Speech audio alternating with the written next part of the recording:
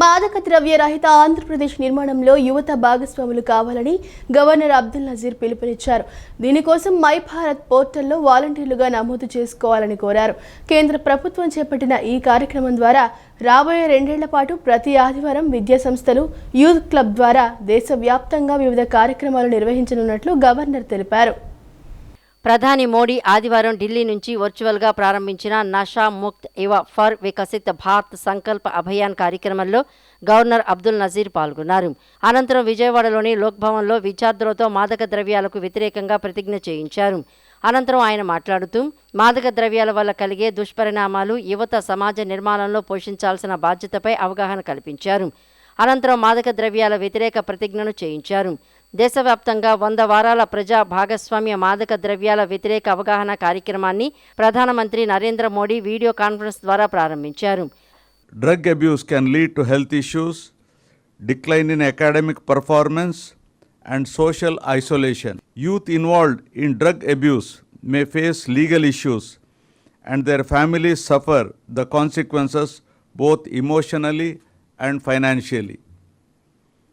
I appeal to the youth of Andhra Pradesh to enroll yourself as Nasha Mukti Yuva volunteers through the digital portals and by physical presence at various activities and programs which are going to be organized by My Bharat for a drug-free Andhra Pradesh.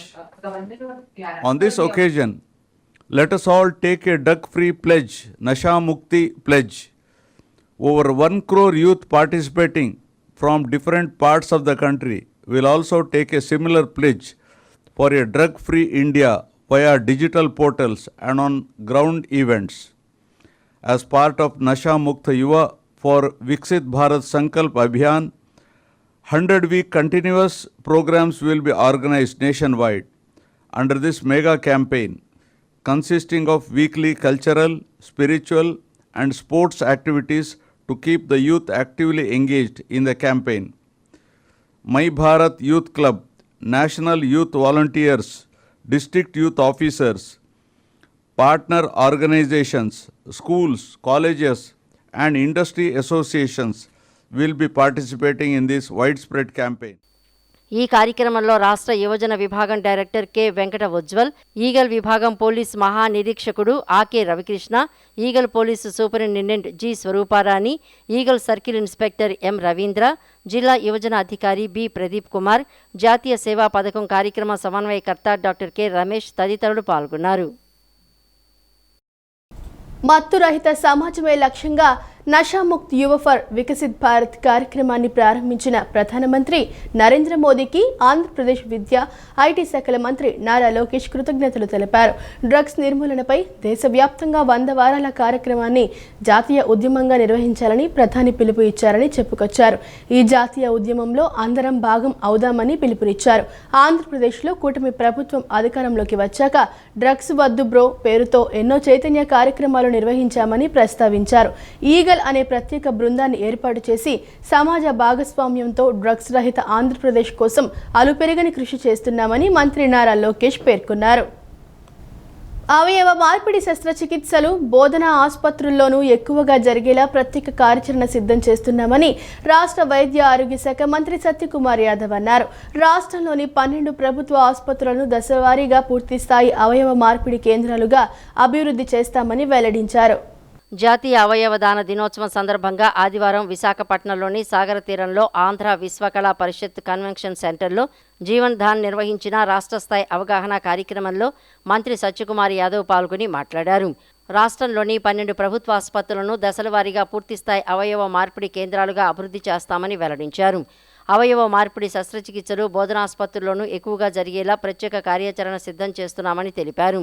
అవయవ దానం చేసిన వారి కుటుంబాలకు ప్రస్తుతం అంత్యక్రియల కోసం 10,000 రూపాయల సాయం అందిస్తున్నామని మంత్రి వివరించారు. దీన్ని 1,00,000కు పెంచే విషయమై ముఖ్యమంత్రి దృష్టికి తీసుకువెళ్లానన్నారు. 8 రకాల అవయవాలు దానం చేయడం వల్ల 8 జీవితాలను నింపడానికి అవకాశం ఉంది. కాబట్టి అన్నిటికన్నా మించిన దానం ప్రాణదానం అనే ఉద్దేశంతో దీని మీద ప్రత్యేకంగా దృష్టి పెట్టడం జరిగింది. రాష్ట్రంలో ప్రభుత్వ వైద్యశాలల్లో కేవలం 3 మాత్రమే ఆర్గాన్ ట్రాన్స్ప్లాంటేషన్ సెంటర్స్ ఉంటే ఆ సంఖ్యని 6 పెంచి 9 తీసుకెళ్లడం జరిగింది. ప్రభుత్వం ప్రత్యేకంగా వీటి మీద దృష్టి పెట్టింది. అవయవాలు దొరకని కారణంగా ఎవరు ప్రాణాలు కోల్పోకూడదనే దీని మీద పనిచేస్తూ ఉంది. ప్రధానంగా ఇవాళ 5,900 మందికి పైగా వివిధ అవయవాల కోసం ఎదురు చూస్తున్నారు. అయితే ఆ స్థాయిలో అవయవదానం చేయడానికి ముందుకు రాని నేపథ్యంలో ఇవాళ అవగాహన కల్పిస్తున్నాం. బ్రెయిన్ డెడ్ కేసెస్ ఏవైతే ఉంటే వాటిని ప్రజలు వాళ్ళ అవగాహన కలిగించడం కాక కుటుంబ సభ్యులను ఒప్పించి ముందుకు వచ్చేలాగా, తద్వారా ఒక ప్రాణం 8 ప్రాణాలను నిలిపెట్టే దిశగా కూడా ప్రయత్నాలు తీసుకుంటాం. ప్రముఖ బ్యాడ్మింటన్ క్రీడాకారిణి పివి సింధు మాట్లాడుతూ అవయవ దానం ద్వారా మరొకరి జీవితంలో వెలుగు నింపుతున్న దాతల కుటుంబాలే నిజమైన విజేతలని అన్నారు. అలాంటి కుటుంబాల ధైర్యం ముందు క్రీడల్లో తాను సాధించిన విజయాలు చిన్నవిగానే అనిపిస్తాయని పేర్కొన్నారు. వరల్డ్ ఆర్గన్ డొనేషన్ డేకి వచ్చినందుకు చాలా ఆనందంగా ఉంది. ఇక్కడ ఎంతో మందికి ఎస్పెషలీ డాక్టర్స్, నర్సెస్కి మనం హ్యాట్స్ ఆఫ్ చెప్పాలి. ఎందుకంటే వాళ్ళు ఎంతో కష్టపడి ప్రతి క్షణం ఏదో ఒక లైఫ్ సేవ్ చేస్తూ ఉంటారు. అండ్ అది కాకుండా ఆర్గన్ డొనేట్ చేసిన వాళ్ళకు కూడా మనం ఎంతో ధన్యవాదాలు చెప్పుకోవాలి. ఎందుకంటే అంత ఈజీ విషయం కాదండి. వాళ్ళు ఒకరిని కోల్పోయి ఆ బాధలో ఉన్నప్పుడు వాళ్ళ సొంత ఆర్గన్స్ డొనేట్ చేయాలి అని ఒక ఆలోచన వచ్చిందంటేనే ఎంతో గొప్ప మనసులు వాళ్ళవి. అలాగే వాళ్ళ వల్ల ఇంకా ఎంతో మంది బ్రతికారు. అది వాళ్ళు తెలుసుకొని సంతోషంగా ఉండాలని నేను కోరుకుంటున్నాను. కార్యక్రమంలో అవయవ దాతల కుటుంబ సభ్యులు, నర్సింగ్, వైద్య విద్యార్థులు తదితరులు పాల్గొన్నారు. భోగాపురం విమానాశ్రయం ఆలోచన కూటమి ప్రభుత్వానిదే అని కేంద్ర మంత్రి పెమ్మసాని చంద్రశేఖర్ స్పష్టం చేశారు.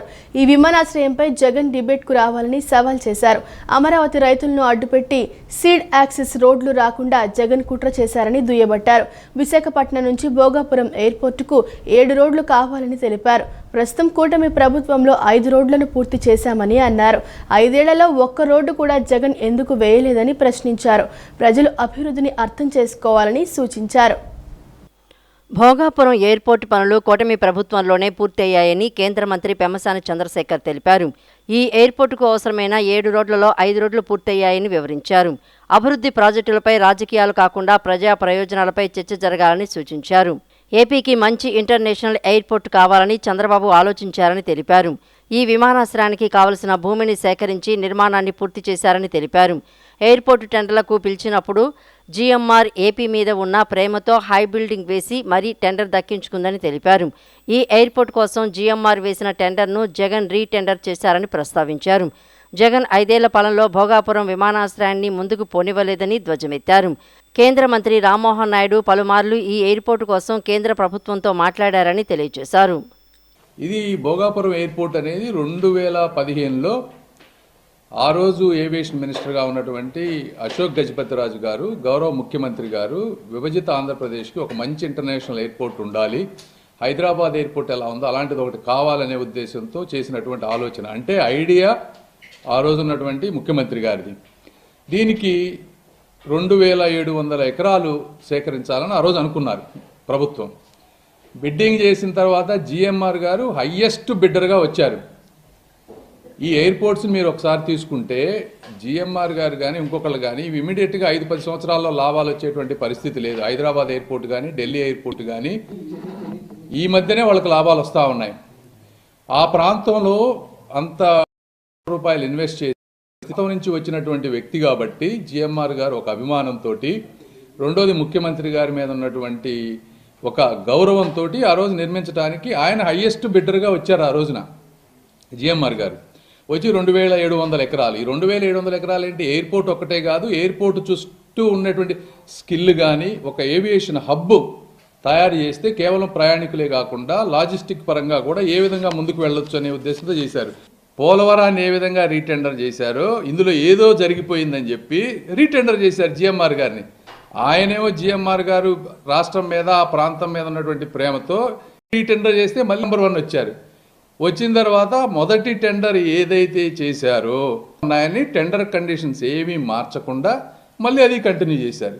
రామ్మోహన్ నాయుడు గారు ముఖ్యమంత్రి గారు ఒక ప్రయారిటీగా తీసుకున్నారు ఈ ప్రాజెక్ట్ని. రామ్మోహన్ గారు ప్రతి నెల ఇక్కడ రివ్యూ చేశారు. దాదాపు నాకు తెలిసి ఒక 10 సార్లు అక్కడికి వెళ్ళారు. ప్రతిసార్లు రామ్మోహన్ నాయుడు గారు అక్కడికి వెళ్ళి ఇవన్నీ క్లియర్ చేస్తే నిన్న కంప్లీట్ అయినటువంటిది భోగాపురం. వాళ్ళ నాయకులకు డబ్బులు ఇప్పించి అక్కడ రైతులకి అన్యాయం చేసి నాకు క్రెడిట్ కావాలంటారు. ఇది కాదా వాస్తవం జగన్మోహన్ రెడ్డి గారు? ఇంద్రకీలాద్రిపై ఆషాఢమాస సారె ఉత్సవాలు శోభాయమానంగా సాగుతున్నాయి. భక్తులు దుర్గమ్మకు సాంప్రదాయబద్ధంగా సారెను సమర్పించి భక్తి పారవస్యంలో మునిగి తేలారు. ఆదివారం సెలవు దినం కావడంతో భక్తులు పెద్ద సంఖ్యలో తరలివచ్చారు. సారెతో వచ్చే మహిళా భక్తులకు క్యూ లైన్లలో ఎలాంటి ఇబ్బందులు కలగకుండా దేవస్థానం ప్రత్యేక చర్యలు చేపట్టింది. విజయవాడ శ్రీ కనకదుర్గమ్మ కొలువైన ఇంద్రకీలాద్రిపై ఆషాఢమాస సారె ఉత్సవాలు శోభాయమానంగా సాగుతున్నాయి. ఆషాఢ సారె 19వ రోజు ఆదివారం శ్రీ కనకదుర్గమ్మ సన్నిధిలో మహిళల రద్దీ విశేషంగా పెరిగింది. దసరా రోజులను గుర్తు తెచ్చేలా జన ప్రవాహం కొనసాగింది. వివిధ ప్రాంతాల నుండి మహిళలు మంగళ వాయిద్యాలు, కోలాట నృత్యాలతో ఇంద్రకీలాద్రికి విచ్చేశారు. సాయంత్రం 5 గంటల వరకు 79 సారె బృందాలు రాగా సదరు బృందాల్లో 29,567 మంది భక్తులు సారె సమర్పణకు వచ్చారు. ఈ సంవత్సరం ఇదే సారె బృందాల సంఖ్య రికార్డ్. సారె బృందాలకు ఉచిత దర్శనం, ఆశీర్వచనం ఏర్పాటు చేశారు. ఉదయం 9 గంటల నుండే అన్ని దర్శనం క్యూ లైన్లను ఉచితంగా అనుమతించారు. సాయంత్రం 5 గంటల వరకు సుమారు 82,000 మందికి పైగా భక్తులు శ్రీ అమ్మవారి దర్శనం కొరకు విచ్చేసినట్లు అంచనా. ఉదయం నుండి ఆలయ ఈవో సీనా నాయక్ క్షేత్రస్థాయిలో సిబ్బందితో కలిసి దుర్గాఘాట్, కేశఖండనశాల, క్యూ లైన్లు, మంచినీటి సరఫరా విషయాలు పరిశీలించి తగు ఆదేశాలు జారీ చేశారు. ఏసీపీ దుర్గారావు, 1 టౌన్ సీఏ గుణరాం ఆధ్వర్యంలో పోలీసు సిబ్బంది భద్రతా చర్యలు చేపట్టారు. వివిధ కారణాలతో భక్తులు అస్వస్థతకు గురికాగా దేవస్థానం ప్రథమ చికిత్సా కేంద్రంలో వైద్యం అందజేశారు. క్యూ లైన్లో భక్తులకు బిస్కెట్ ప్యాకెట్లు, మంచినీరు అందించారు. మాది పూసపాడు. మేము తల్లి మీద భక్తితోటి సారి తీసుకొని వచ్చాము. అది మేము 12 మంది వచ్చాము. అందరిని తల్లి బాగా చూడాలి. సారి ఆడపిల్లకి సారి పంపిస్తాము. అందుకని అమ్మ మాకు అందరికీ ఆడపిల్లతో సమానం, అందరం పంపించాం. అంటే అమ్మవారు సాక్షాత్తు మాకు ఆడపిల్లతో సమానము. అందుకని భక్తి శ్రద్ధలతో అమ్మవారికి ప్రతి సంవత్సరం మేము ఆషాఢ సారి తీసుకొస్తున్నాం. ఆ అమ్మ దయగా మమ్మల్ని చల్లగా చూడాలని అందరినీ వేడుకుంటున్నాం. ఇంద్రకీలాద్రిపై ఇన్స్టాగ్రామ్ రీల్స్ చేసిన యువతిపై ఆలయ అధికారులు సీరియస్ అయ్యారు. దేవస్థానం ఆచారాలు, సాంప్రదాయాలకు విరుద్ధంగా వ్యవహరించిందని ఆరోపిస్తూ యువతిపై విజయవాడ 1 టౌన్ పోలీసులకు ఫిర్యాదు చేశారు. ఇటీవల దుర్గామాత ఆలయంలోని మహామండపం 7వ అంతస్తు రాజగోపురం వద్ద ఓ అపరిచిత యువతి డాన్స్ చేస్తూ ఇన్స్టాగ్రామ్ రీల్ చిత్రీకరించింది. ఈ వీడియో సోషల్ మీడియాలో వైరల్ కావడంతో భక్తులు, ప్రజల నుంచి పెద్ద ఎత్తున అభ్యంతరాలు వ్యక్తమయ్యాయి. విజయవాడ ఇంద్రకీలాద్రిపై దేవస్థానం ఆచారాలు, సంప్రదాయాలకు విరుద్ధంగా వ్యవహరించి ఇన్స్టాగ్రామ్ రీల్స్ చేసిన యువతిపై దేవస్థానం అధికారులు ఆగ్రహం వ్యక్తం చేశారు. ఈవో వీకే సీనా నాయక్ ఆదేశాల మేరకు deputy executive officer 1 town police station SHOకు అధికారికంగా ఫిర్యాదు చేశారు. సదరు యువతి జూలై 30న మధ్యాహ్నం 1:45 నుంచి 1:47 మధ్య వీడియో చిత్రీకరించినట్లు ఫిర్యాదులో పేర్కొన్నారు. సుమారు 2 నిమిషాల పాటు ఆమె వీడియో చిత్రీకరించి ఇన్స్టాగ్రామ్ ఖాతాలో పోస్ట్ చేసినట్లు తెలిపారు. దేవాదాయ శాఖ నిబంధనలు, ఆలయ పవిత్రతకు ఇది పూర్తిగా విరుద్ధమని దేవస్థానం అధికారులు స్పష్టం చేశారు. ఈ మేరకు యువతిని గుర్తించి చట్ట ప్రకారం కఠిన చర్యలు తీసుకోవాలని పోలీసులను అధికారులు కోరారు. ఆలయ పవిత్రతను దెబ్బతీసే చర్యలను ఎట్టి పరిస్థితుల్లోనూ సహించబోమని తేల్చెప్పారు. ఇటువంటి ఘటనలు పునరావృతం కాకుండా పటిష్ట చర్యలు చేపడతామని ఆలయ అధికారులు పేర్కొన్నారు. గాదే సాయికృష్ణ మృతి కేసు రోజుకో మలుపు తిరుగుతోంది. తాజాగా ఈ కేసులో నిందితుడు సురేష్ ఆచూకీ కోసం సిట్ గాలిస్తోంది. అతడి ఆచూకీ తెలిస్తే సమాచారం అందించాలని పత్రికా ప్రకటన విడుదల చేసింది. కేసు నమోదైన తర్వాత అతడు పరారీలో ఉన్నట్లు ప్రత్యేక దర్యాప్తు బృందం గుర్తించింది. సురేష్ గురించి ఆచూకీ తెలిపిన వారి వివరాలు గోప్యంగా ఉంచుతామని సిట్ తెలిపింది. నిందితుడి వివరాలు తెలిసిన వాళ్లు 100 లేదా 112కు ఫోన్ చేసి సమాచారం అందించాలని పేర్కొంది.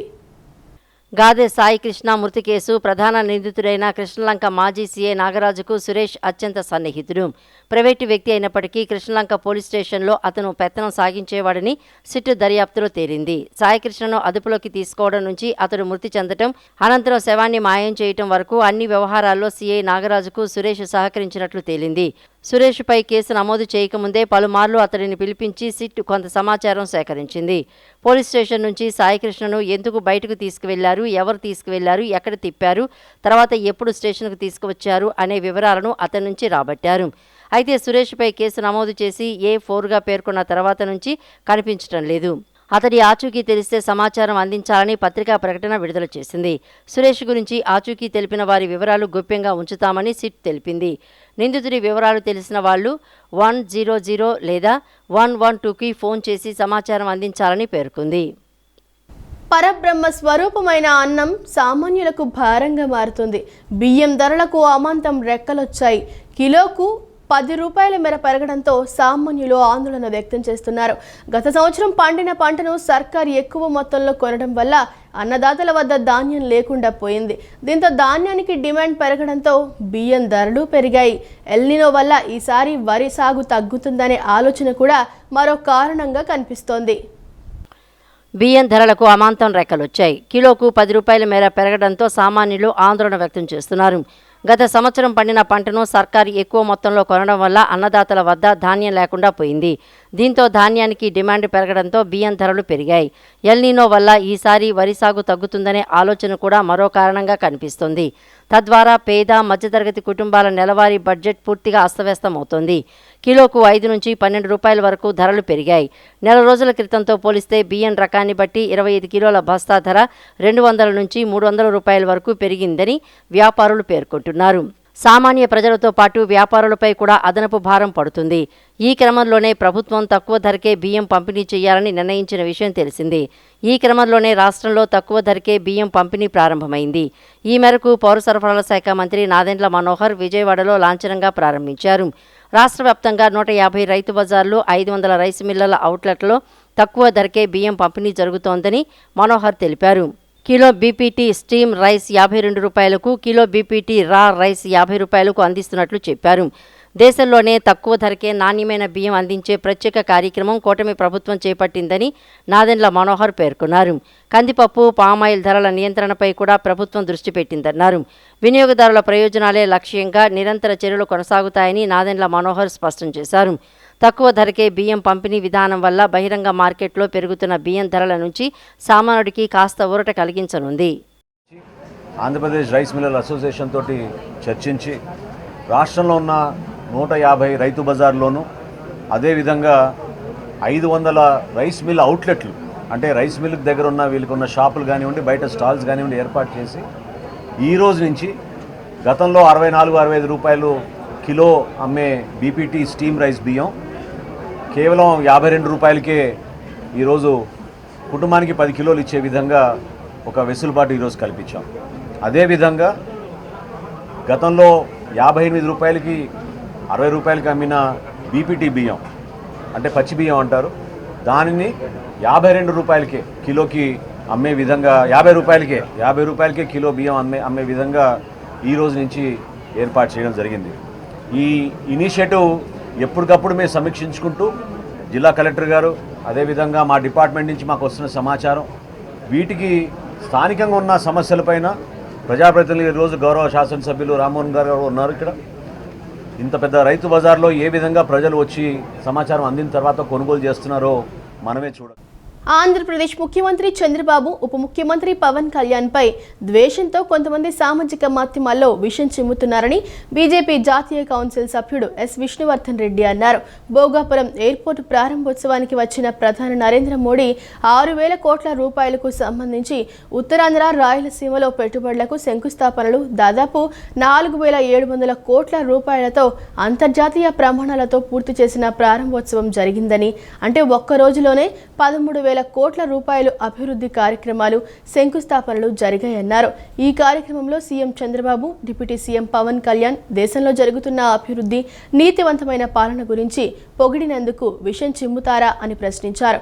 దాదాపు 4,700 కోట్ల రూపాయలతోటి అంతర్జాతీయ ప్రమాణాలతో పూర్తి చేసినటువంటి విమానాశ్రయము ప్రారంభోత్సవం. అంటే దాదాపుగా ఆంధ్రప్రదేశ్లో నిన్న ఒక్కరోజే 12 నుంచి 13,000 కోట్ల రూపాయల అభివృద్ధి కార్యక్రమాలకు ప్రారంభమైతే, కొన్ని శంకుస్థాపనలు అయితే, దీని మీద ఆంధ్రప్రదేశ్ ముఖ్యమంత్రి, ఉప ముఖ్యమంత్రి ఇద్దరు ఈ దేశంలో జరుగుతున్నటువంటి అభివృద్ధి, 12 ఏళ్లలో నీతివంతమైన పాలన, అనేక సంస్కరణల మీద, నరేంద్ర మోడీ గారు ఎన్డీఏ ప్రభుత్వం చేసినటువంటి అంశాల మీద ఈ దేశం ముందుకెళ్లాలని నరేంద్ర మోడీ గారిని పొగిడినటువంటి పాపానికి ద్వేషం చిమ్ముతారా?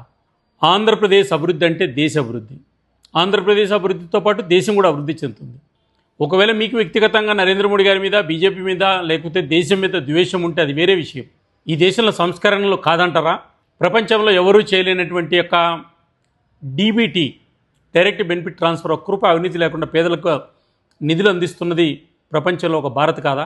ఈరోజు డిజిటల్ ఇండియా పేరు మీద ఈరోజు భారతదేశంలో ప్రపంచానికి పోటీపడినటువంటిది వాస్తవం కదా? ప్రజల పన్నులతో బ్యాంకులను దోపిడీ చేస్తున్నటువంటి వ్యక్తుల మీద బినామీ యాక్ట్ను తీసుకొచ్చి ఈరోజు వాళ్ళ మెడలు వంచి విదేశాల్లో ఉన్న వాళ్ళ ఆస్తులను అమ్మి బ్యాంకులు కట్టించినటువంటి చరిత్ర నరేంద్ర మోడీ గారి ప్రభుత్వంది కాదా? సూర్యుడి మీద ఉమ్మితే మన మీద ఎట్లా పడుతుందో ఈ దేశం మీద ద్వేషం, ఈ దేశం మీద మీరు మాట్లాడితే అదే సూక్తి మీకు వర్తిస్తుందని చెప్పి, ప్రతి పౌరుడి రాజ్యాంగబద్ధమైన హక్కు అది మార్కెట్లో కొనుగోలు చేసే వస్తువు కాదు. బలమైన ప్రభుత్వ ఆరోగ్య వ్యవస్థ లేకుండా సార్వత్రిక ఆరోగ్య హక్కు సాధ్యం కాదని పలువురు వక్తలు పేర్కొన్నారు. ప్రభుత్వాలు వైద్యంతో పాటు వ్యాధి నివారణకు ప్రాధాన్యం ఇవ్వాలని కోరారు. ఆరోగ్య సంరక్షణను సమగ్ర కార్యక్రమంగా రూపొందించడం ప్రభుత్వాల సామాజిక బాధ్యతని చెప్పారు. ప్రజారోగ్య వేదిక ఆధ్వర్యంలో ఎంబీ విజ్ఞాన కేంద్రంలో వైద్యం ప్రైవేటీకరణ, పర్యవసానాలు, పరిష్కారాలు అంశంపై ఆదివారం రౌండ్ టేబుల్ సమావేశం నిర్వహించారు. ఐఎంఏ ఏపీ చాప్టర్ పూర్వ అధ్యక్షుడు డాక్టర్ వి రాంప్రసాద్ మాట్లాడుతూ ప్రభుత్వాలు వైద్యంతో పాటు వ్యాధి నివారణకు ప్రాధాన్యం ఇవ్వాలని కోరారు. మద్యం, సిగరెట్లు, మాదక ద్రవ్యాలను నియంత్రించాలని సూచించారు. ఆరోగ్య సంరక్షణను సమగ్ర కార్యక్రమంగా రూపొందించడం ప్రభుత్వాల సామాజిక బాధ్యతని తెలిపారు. ప్రజారోగ్య వేదిక రాష్ట్ర గౌరవ అధ్యక్షులు డాక్టర్ కేవీఎస్ సాయి ప్రసాద్ మాట్లాడుతూ ప్రపంచ ఆరోగ్య సంస్థ నిర్దేశించినట్లుగా ప్రభుత్వాలు తమ జీడీపీలో 5 నుంచి 6% ఆరోగ్యం కోసం కేటాయించాలని సూచించారు. ఇన్సూరెన్స్ కంటే ప్రజల ఆరోగ్యంపై ఖర్చు చేస్తే మెరుగైన ఫలితాలు వస్తాయన్నారు. ఎన్టీఆర్ జిల్లా ప్రధాన కార్యదర్శి జి విజయ్ ప్రకాష్ మాట్లాడుతూ 8 ఏళ్లుగా కొండూరులో కిడ్నీ బాధితుల కోసం నిర్వహించిన సర్వేల ఫలితంగా అక్కడ డయాలసిస్ కేంద్రాలు ఏర్పాటైనట్లు తెలిపారు. నీలోఫర్, ఎంఎన్జీ వంటి పిల్లల క్యాన్సర్ ఆసుపత్రులను రాష్ట్రంలో ఏర్పాటు చేయాలని కోరారు. డయాలసిస్ సెంటర్స్ ఎవరికి ఉపయోగపడతాయి? సాంతం కిడ్నీ దెబ్బతినిపోయి కిడ్నీ చేయాల్సిన పని కిడ్నీ చేయలేకపోతే డయాలసిస్ చేయడం ద్వారా ఆ రక్తాన్ని శుద్ధి చేసే పని డయాలసిస్ సెంటర్లు చేస్తాయి. కానీ అసలు ఆ జబ్బే రాకుండా ఉండాలంటే అక్కడ మంచినీటిని, సరైన మంచినీటిని ఉపరితలంలో అంటే సర్ఫేస్ డ్రింకింగ్ వాటర్ ఇవ్వడం ద్వారా, సిలికా, ఫ్లోరైడ్ లేని మంచినీరు ఇవ్వడం ద్వారానే ఆ జబ్బు రాకుండా అరికట్టడం అనేది సాధ్యం అవుతుంది. కానీ ఇప్పటికీ కూడా అక్కడ ఉన్న గ్రామాలన్నిటికీ ఫ్లోరైడ్ రహిత మంచినీటిని అందించడంలో ప్రభుత్వాలు విఫలం చెందిన పరిస్థితి. ఇది ఖచ్చితంగా ప్రజారోగ్యానికి సంబంధించిన అంశం. ప్రభుత్వాలే చేయాల్సిన పని తప్ప వేరెవరో కూడా అంత పెద్ద ప్రాజెక్ట్స్ చేయలేని పరిస్థితి. ఈ ఉద్యమం ప్రారంభించిన తర్వాతే విజయవాడ గవర్నమెంట్ హాస్పిటల్లో నెఫ్రాలజిస్ట్ని అపాయింట్ చేశారు. అంతకుముందు ఇక్కడ నెఫ్రాలజిస్ట్ లేరు. ప్రైవేట్ హాస్పిటల్ పట్ల మోజు ఉంది. ప్రైవేట్ హాస్పిటల్ పట్ల మోజులో విజయవాడలో ఒక పిల్లవాడు, చిన్న పిల్లవాడు, పుట్టిన పిల్లవాడు సంబంధించి ప్రకాశం జిల్లా ఒంగోలు నుంచి హాస్పిటల్ జరిగితే సాయి ప్రసాద్ గారికి ఫోన్ చేశాను. దాదాపు ఖర్చు 20 లక్షల రూపాయలు ఖర్చు అయ్యింది, కానీ గ్యారెంటీ లేదు. ఇలాంటి పరిస్థితులు ఏం చేయాలని చెప్పి సాయి ప్రసాద్ గారికి ఫోన్ చేస్తే సాయి ప్రసాద్ గారు డాక్టర్తో మాట్లాడాడు. ఆయన మాట్లాడినా వాళ్ళు కార్పొరేటివ్ వైద్యం కదా.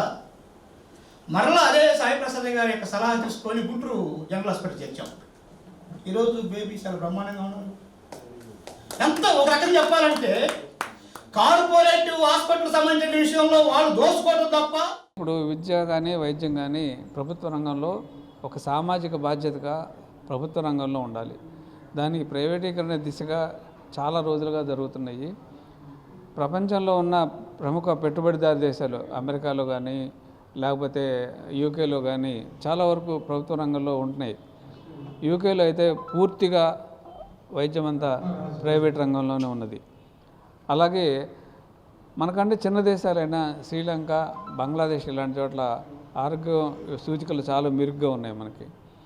మరి ఎందుకని ఇట్లాగా ప్రభుత్వం ప్రైవేటీకరణ చేద్దాం అని ప్రభుత్వాలని ప్రయత్నం చేస్తున్నాయంటే వాళ్ళు చెప్పే కారణం ఏంటంటే ప్రభుత్వ రంగానికి వ్యతిరేకంగా ప్రైవేట్ రంగం కనుక పెరిగితే పోటీ పెరిగి ప్రభుత్వ రంగం పెరుగుతుందని చెప్పేసి ఆలోచనలో ఉన్నారు. కానీ దానివల్ల అలా జరగట్లా. ఎందుకంటే అమ్మ పెడితేనే ఆకలి నిండేది. అట్లాగే ప్రభుత్వ రంగంలో ఉన్న వైద్య సంస్థలకి ప్రభుత్వమే కనుక పెట్టుబడులు పెట్టి దాన్ని కనుక డెవలప్ చేస్తే అవన్నీ బాగా డెవలప్ అవుతాయి. విద్యార్థుల సర్వతోముఖాభివృద్ధికి కేవలం చదువే కాకుండా సాంస్కృతిక, క్రీడా, సంగీత రంగాలలో శిక్షణ ప్రోత్సాహం ఎంతో అవసరమని ఎగ్జిక్యూటివ్ డైరెక్టర్ నరెడ్ల కీర్తి అన్నారు. యువతలో దాగి ఉన్న అద్భుత సృజనాత్మకతను వెలికి తీసేందుకు వికాస్ ఇంజనీరింగ్ కళాశాల సరికొత్త వేదికగా నిలిచిందన్నారు. కేవలం పుస్తకాల్లోని చదివే కాకుండా విద్యార్థులను అన్ని రంగాల్లో ఆదర్శంగా తీర్చిదిద్దటమే లక్ష్యంగా కళాశాల యాజమాన్యం ఒక వినూత్న కార్యక్రమానికి శ్రీకారం చుట్టిందన్నారు. యువతలో దాగి ఉన్న సృజనాత్మకతను వెలికి తీసేందుకు, వారి నైపుణ్యాలను పెంపొందించేందుకు Vikas college of engineering and technology ఆధ్వర్యంలో నిర్వహించిన వికాస్ 2K26 హబ్లో కుర్రకారు ఉత్సాహంగా పాల్గొన్నారు. తొలుత కళాశాల ప్రాంగణంలో నిర్వహించిన కార్యక్రమంలో కళాశాల ఎగ్జిక్యూటివ్ డైరెక్టర్ నారాయణల కీర్తి, కళాశాల principal doctor CHVS Parameswararao, dean of academics doctor S Sevugarajan, HODలు కల్చరల్ టీం జ్యోతి ప్రజ్వలన చేసి ప్రారంభించారు. ఈ సందర్భంగా కీర్తి మాట్లాడుతూ, కేవలం పుస్తకాల్లోని చదివే కాకుండా విద్యార్థులను అన్ని రంగాల్లో ఆదర్శంగా తీర్చిదిద్దటమే లక్ష్యంగా కళాశాల యాజమాన్యం ఒక వినూత్న కార్యక్రమానికి శ్రీకారం చుట్టిందన్నారు. ఈ సందర్భంగా కళాశాల ప్రిన్సిపాల్ డాక్టర్ CH పరమేశ్వరరావు మాట్లాడుతూ, విద్యార్థులు చదువుతో పాటు అన్ని రంగాల్లో రాణించినప్పుడే అద్భుతమైన కెరీర్ను నిర్మించుకోగలరని తెలిపారు. ప్రతిభ కనపరిచిన విద్యార్థులకు బహుమతులు అందజేసి అభినందించారు. వివిధ విభాగాల్లో విద్యార్థులు ఉత్సాహంగా పాల్గొన్నారు. సాంస్కృతిక, క్రీడా, సంగీత నైపుణ్యాభివృద్ధి కార్యక్రమాలను అత్యంత ఘనంగా నిర్వహించారు. మారుతున్న కాలానికి అనుగుణంగా విద్యార్థుల్లో టెక్నికల్ స్కిల్స్తో పాటు లలిత కళలపై పట్టు సాధించేలా ఈ ఈవెంట్ను డిజైన్ చేశారు. ఈ వేడుకల్లో విద్యార్థులు తమ నృత్య, సంగీత ప్రదర్శనలతో అదరగొట్టడమే కాకుండా క్రీడా పోటీల్లోనూ, స్కిల్ డెవలప్మెంట్ వర్క్షాపుల్లోనూ అత్యంత ఉత్సాహంగా పాల్గొన్నారు. విద్యార్థులు తమ నృత్య, నాటక ప్రదర్శనలతో ఆకట్టుకున్నారు. శాస్త్రీయ, పాశ్చాత్య సంగీత పోటీలతో క్యాంపస్ మారుమోగింది. మానసిక ఉల్లాసానికి, శారీరక దృఢత్వానికి వివిధ క్రీడలను నిర్వహించారు. మారుతున్న సాంకేతికతకు అనుగుణంగా విద్యార్థుల స్కిల్స్ పెంచే వర్క్షాపులు చేపట్టారు. కృష్ణా జిల్లా బాపులపాడు మండలం వీరవల్లి శాలివాహన కాలనీకి చెందిన కానుళ్ల శ్రీనివాసరావు ఆధ్వర్యంలో శ్రీ నీదానంపాటి అమ్మవారికి, శ్రీ గోపయ సమేత శ్రీ తిరుపతమ్మ అమ్మవారికి బోనాలు సమర్పించారు. అమ్మవారి ఆశీస్సులతో ఆయురారోగ్యాలు, అష్టైశ్వర్యాలు జీవించడంతో పాటు వర్షాలు అధికంగా కురిసి పంటలు సమృద్ధిగా పండి రైతులు ఆర్థికంగా స్థిరపడాలని ఆకాంక్షించారు. కృష్ణా జిల్లా బాపులపాడు మండలం వీరవల్లి శాలివాహన కాలానికి చెందిన కానుళ్ల శ్రీనివాసరావు ఆధ్వర్యంలో శ్రీ నిదానంపాటి అమ్మవారికి, శ్రీ గోపయ్య సమేత శ్రీ తిరుపతమ్మ అమ్మవారికి బోనాలు సమర్పించారు. ఆషాఢమాసం సందర్భంగా కానుళ్ల శ్రీనివాసరావు ఇంట్లో కొలువైన నిదానంపాటి అమ్మవారికి కానుళ్ల కుటుంబ సభ్యులు, మహిళలు కలిసి బోనాలు, పవిత్ర సారె సమర్పించారు. అనంతరం మహిళలు బోనాలు తలపై పెట్టుకుని డప్పు వాయిద్యాలు, కోలాట నృత్యాలు నడుమ ఊరేగింపుగా ప్రధాన సెంటర్లో ఉన్న శ్రీ తిరుపతమ్మ ఆలయానికి చేరుకుని బోనాలు సమర్పించారు. అనంతరం పోలీస్ స్టేషన్ సమీపంలోని విఘ్నేశ్వరుడి ఆలయానికి చేరుకుని బోనాలు సమర్పించారు. ముందుగా కానుళ్ల శ్రీనివాసరావు ఇంటి వద్ద కొలువైన శ్రీ నిదానంపాటి అమ్మవారికి కానుళ్ల కుటుంబ సభ్యులు, మహిళలు కలిసి బోనాలు, ఆషాఢం సారె సమర్పించారు. ఈ కార్యక్రమంలో వీరవల్లి గ్రామంతో పాటు చుట్టుపక్కల గ్రామాల నుంచి పెద్ద సంఖ్యలో భక్తులు పాల్గొన్నారు. అనంతరం కానుళ్ల శ్రీనివాసరావు మాట్లాడుతూ, మా విలవేల్పు అయిన నిదానంపాటి అమ్మవారికి, అలాగే శ్రీ తిరుపతమ్మ అమ్మవారికి కానుళ్ల శ్రీనివాసరావు కుటుంబ సభ్యులు, మహిళలు ఆషాఢమాసం సందర్భంగా ప్రతి ఏటా బోనాలు, సారె సమర్పించడం ఆనవాయితీగా వస్తోందన్నారు. అమ్మవారి ఆశీస్సులతో ఆయురారోగ్యాలు, అష్టైశ్వర్యాలతో జీవించడంతో పాటు వర్షాలు అధికంగా కురిసి పంటలు సమృద్ధిగా పండి రైతులు ఆర్థికంగా స్థిరపడాలని ఆకాంక్షించారు. ఊరేగింపులో యువత డాన్సులు, ఒట్టిగూడిపాడు మహిళల కోలాట నృత్యాలు, డప్పు వాయిద్యాలు ఆద్యంతం ఆకట్టుకున్నాయి. కార్యక్రమంలో మహిళలు పెద్ద సంఖ్యలో పాల్గొన్నారు.